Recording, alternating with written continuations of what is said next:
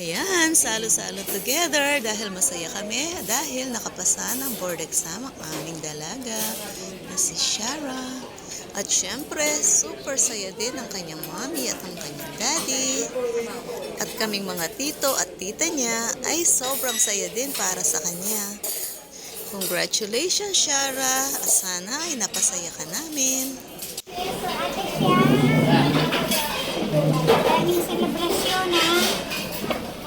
Thank you for Hi, Jeannie. How are you here?